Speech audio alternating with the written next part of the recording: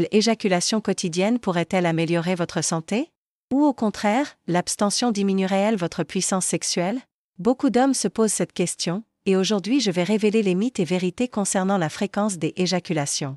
Dans cette vidéo, vous comprendrez comment la fréquence des éjaculations peut influencer votre énergie, vos performances sexuelles et même votre prostate. Avant de commencer, abonnez-vous à la chaîne pour plus de contenu sur l'énergie masculine et la virilité. Partie 1. Introduction au sujet. L'éjaculation régulière est-elle bénéfique ou néfaste?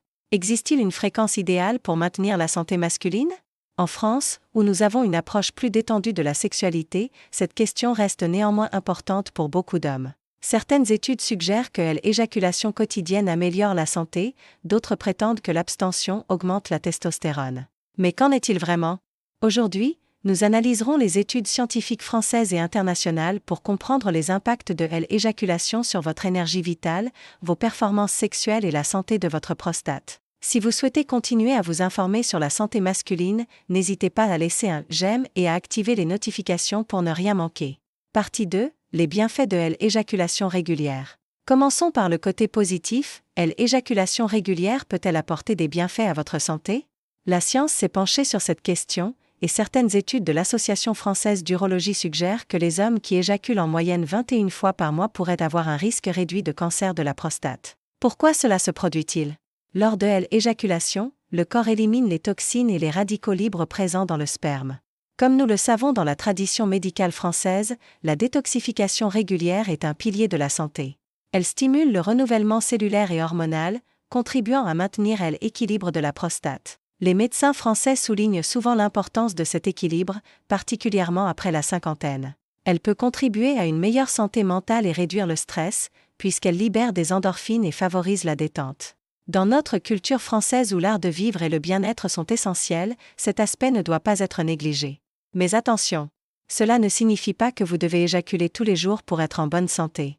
Ces études sont observationnelles, ce qui signifie qu'elles montrent une corrélation, mais ne prouvent pas que davantage d'éjaculations garantissent une protection complète. L'approche française de la santé privilégie l'équilibre plutôt que les extrêmes. Le plus important est d'avoir une vie sexuelle active et satisfaisante à votre propre rythme, ce qui s'inscrit parfaitement dans notre philosophie de joie de vivre. Certains hommes dans la cinquantaine et la soixantaine s'inquiètent que l'absence d'éjaculation régulière puisse entraîner des problèmes de santé. Mais rappelez-vous que votre corps dispose de mécanismes naturels pour gérer cette situation. Ce qui compte le plus, c'est de trouver un rythme qui convient à votre santé personnelle, à votre situation relationnelle et à votre style de vie. Dans ma clinique à Paris, j'ai vu des patients devenir anxieux à ce sujet, surtout après avoir lu des informations contradictoires en ligne. La clé est de comprendre que votre corps est résilient et adaptable, il ne fonctionne pas selon des horaires stricts quand il s'agit de santé sexuelle. Je suis curieux. Comment votre compréhension de la santé sexuelle a-t-elle évolué avec l'âge? Partagez votre expérience dans les commentaires. Votre perspective pourrait aider d'autres hommes qui se posent des questions similaires. Partie 3. Que se passe-t-il si un homme éjacule rarement ou s'abstient? Qu'en est-il de l'inverse? Passer des jours, des semaines, voire des mois sans éjaculer peut-il causer des problèmes? Beaucoup d'hommes se posent cette question, et certains facteurs importants sont à considérer. Que se passe-t-il dans votre corps? Premièrement, le sperme ne s'accumule pas indéfiniment. Si vous n'éjaculez pas, votre corps réabsorbe naturellement les spermatozoïdes, ou ils peuvent être éliminés dans l'urine. Ce processus est bien documenté par les chercheurs de l'Institut national de la santé et de la recherche médicale, INSERM. Deuxièmement, vous pourriez ressentir un inconfort temporaire. Certains hommes ressentent ce qu'on appelle communément en France la congestion pelvienne, un léger inconfort dans les testicules après une excitation sans éjaculation. Troisièmement, moins d'érections peuvent affecter la circulation pénienne. Les érections régulières aident à maintenir la santé des tissus péniens et l'oxygénation locale. En France, les spécialistes en médecine sexuelle recommandent de maintenir cette gymnastique naturelle. Mais l'arrêt de l'éjaculation pourrait-il être dangereux? Il n'existe aucune preuve que l'éjaculation peu fréquente cause des maladies comme le cancer de la prostate. Les recherches françaises en urologie sont formelles sur ce point.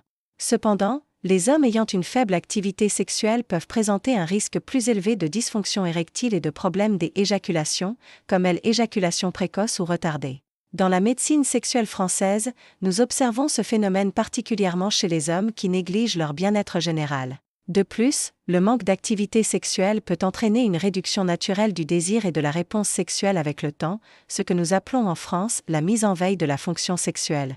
J'ai travaillé avec des patients qui ont traversé des périodes d'inactivité sexuelle en raison de diverses circonstances, stress professionnel, changements relationnels ou problèmes de santé. Ce que j'ai observé, c'est que le corps s'adapte, mais reprendre une activité sexuelle requiert parfois de la patience et de la compréhension. C'est similaire à la gastronomie française, après une longue pause, retrouver le plaisir de la table demande un temps d'adaptation. Conclusion, si une faible fréquence des éjaculations s'accompagne d'une perte de désir, d'absence des érections spontanées ou de difficultés de performance, cela peut être un signe qu'il faut consulter un médecin. En France, nous avons d'excellents spécialistes en médecine sexuelle disponibles dans notre système de santé. Partie 4. Trouvez l'équilibre. Qu'est-ce qui est le mieux pour vous? Quelle est donc la fréquence idéale? C'est là que de nombreux professionnels de santé français sont en désaccord, mais voici ce que suggèrent les recherches, il n'y a pas de solution universelle. Votre fréquence optimale des éjaculations dépend de votre âge, de votre état de santé, de votre situation relationnelle et de votre satisfaction personnelle. L'approche française de la sexualité a toujours favorisé cette personnalisation. Pour les hommes de plus de 40 ans, maintenir une activité sexuelle régulière, que ce soit par le biais de relations sexuelles avec un partenaire ou par autostimulation, offre ses avantages. Cela maintient la fonction sexuelle en bon état de marche, selon le principe « utilisez-le ou perdez-le » qui s'applique à de nombreux systèmes corporels. Dans la médecine préventive française, nous appelons cela l'entretien des fonctions vitales. Cela peut contribuer à maintenir la santé de la prostate grâce à un échange régulier de fluides. Les chercheurs de l'Université de Montpellier ont étudié cette corrélation en profondeur. Cela contribue au bien-être général grâce à la libération d'hormones du bien-être comme l'ocytocine et les endorphines. Dans notre culture française du bien-être, cet aspect est particulièrement valorisé. Mais se forcer à éjaculer quand on n'est pas d'humeur, uniquement pour des bienfaits sur la santé, n'est ni nécessaire ni recommandé. Cela va à l'encontre de la philosophie française qui privilégie le plaisir et l'harmonie naturelle. La qualité importe plus que la quantité. Une expérience sexuelle épanouissante une fois par semaine pourrait être plus bénéfique qu'une stimulation mécanique quotidienne sans véritable désir. Cette approche s'aligne parfaitement avec notre tradition française de valoriser la qualité plutôt que la quantité. Je me souviens d'un patient dans la cinquantaine qui est venu me consulter à Lyon, inquiet parce qu'il avait lu en ligne qu'il devait éjaculer 3 fois par semaine pour la santé de sa prostate. Il se mettait la pression et cela affectait sa relation. Après avoir discuté de la véritable science, il a été soulagé d'apprendre que son rythme naturel était parfaitement adapté à sa santé. Quelle information parmi celles que nous avons couvertes jusqu'à présent a été la plus surprenante pour vous? Y a-t-il quelque chose qui a changé votre perspective sur votre santé sexuelle? Faites-le moi savoir dans les commentaires, je suis toujours intéressé de savoir quels aspects de ce sujet résonnent le plus avec les spectateurs. Partie 5. Signes d'alerte, quand consulter. Bien que les variations dans la fréquence des éjaculations soient normales, il existe certaines situations où une consultation médicale est conseillée, si vous ressentez des douleurs pendant l'éjaculation ou dans les heures au jour qui suivent. Dans la médecine française, nous considérons cela comme un symptôme nécessitant une attention immédiate. Si vous remarquez du sang dans votre sperme, c'est ce que nous appelons une hémospermie, et elle mérite une investigation approfondie. Si l'éjaculation devient difficile ou impossible malgré l'excitation sexuelle. Dans notre système de santé français, les urologues sont formés pour diagnostiquer les causes précises de ce problème. Si vous constatez des changements soudains dans votre capacité à obtenir ou maintenir des érections, la médecine sexuelle française offre de nombreuses solutions modernes pour ces difficultés. Ces symptômes pourraient indiquer des conditions sous-jacentes comme une prostatite, des infections ou d'autres problèmes de santé qui méritent une attention professionnelle. Ne laissez pas l'embarras vous empêcher d'aborder ces préoccupations. En tant qu'urologue, je peux vous dire que ces discussions sont complètement normales dans un cadre médical et une intervention précoce mène souvent à de meilleurs résultats. En France, notre approche ouverte de la sexualité facilite ces consultations. Partie 6. Conseils pratiques pour maintenir la santé sexuelle.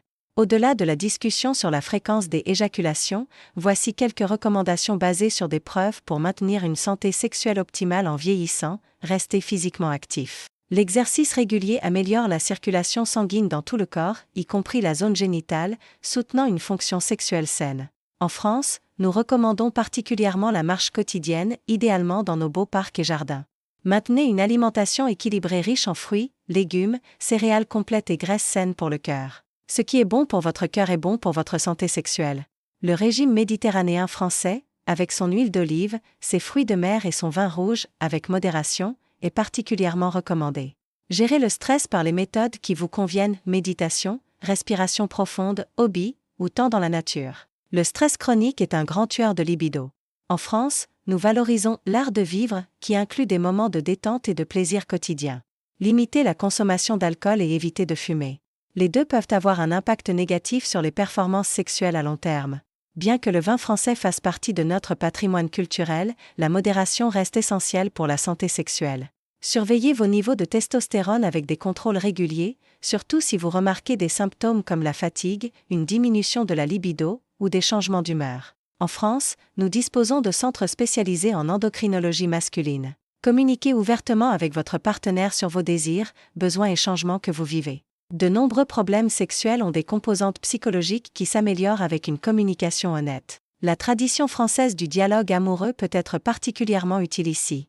J'ai vu des améliorations remarquables chez des hommes qui ont mis en œuvre ces changements de style de vie. Un patient au début de la soixantaine a complètement transformé sa santé sexuelle en s'engageant dans une routine de marche et un régime méditerranéen pendant seulement 3 mois. Il a redécouvert le plaisir des marchés provençaux et la préparation de repas frais, ce qui a bénéficié tant à sa santé cardiovasculaire que sexuelle. Party 7. Decipher myths courants. Clarifions quelques idées reçues courantes. Mythe, l'éjaculation fréquente épuisera votre testostérone. Vérité, il n'existe aucune preuve que l'éjaculation régulière diminue les niveaux de testostérone à long terme. En fait, certaines études françaises suggèrent que l'activité sexuelle pourrait temporairement augmenter la testostérone. Les travaux de recherche à l'université Paris-Descartes ont confirmé cette observation. Mythe, conserver le sperme le rend plus fort ou plus puissant. Vérité, le sperme est produit en continu. Les spermatozoïdes plus anciens qui ne sont pas éjaculés sont simplement réabsorbés par le corps, et de nouveaux spermatozoïdes sont générés. Une abstinence prolongée pourrait en fait réduire la qualité du sperme. Les centres de fertilité français recommandent des éjaculations régulières pour maintenir une qualité optimale du sperme. Mythe, le désir sexuel disparaît naturellement avec l'âge chez les hommes. Vérité, bien que des changements se produisent, de nombreux hommes maintiennent un désir sexuel et une fonction saine jusque dans leurs 70 ans et au-delà. Dans la tradition française de « l'amour à tout âge », nous reconnaissons que la sexualité évolue mais ne disparaît pas. N'acceptez pas des changements significatifs comme juste une partie du vieillissement sans en discuter avec un professionnel de santé. Mythe, les médicaments pour la fonction érectile sont dangereux ou des mesures désespérées. Vérité, les médicaments modernes pour la fonction érectile sont sûrs pour la plupart des hommes lorsqu'ils sont prescrits de manière appropriée et peuvent être des outils précieux pour maintenir une vie sexuelle saine lorsque nécessaire. En France, nous adoptons une approche pragmatique et sans jugement à l'égard de ces aides médicales. Comprendre ces faits peut soulager l'anxiété inutile et vous aider à prendre des décisions éclairées concernant votre santé sexuelle. Sur la base de ce que vous avez appris aujourd'hui, quelle est l'action spécifique que vous prévoyez de prendre pour soutenir votre santé sexuelle? Partagez votre intention dans les commentaires. Les recherches montrent que déclarer publiquement nos objectifs de santé nous rend plus susceptibles de les suivre. De plus, nous pouvons tous apprendre des approches des autres pour améliorer la santé des hommes. Vous voulez en savoir plus sur l'augmentation naturelle de votre puissance et de votre énergie? Nous pourrions réaliser une deuxième partie avec des stratégies plus avancées. Laissez un commentaire si vous souhaitez que j'apporte plus d'informations sur ce sujet. Enfin, abonnez-vous à la chaîne et activez les notifications pour continuer à recevoir du contenu pertinent qui peut transformer votre santé et votre qualité de vie. Merci d'avoir regardé, et à votre santé.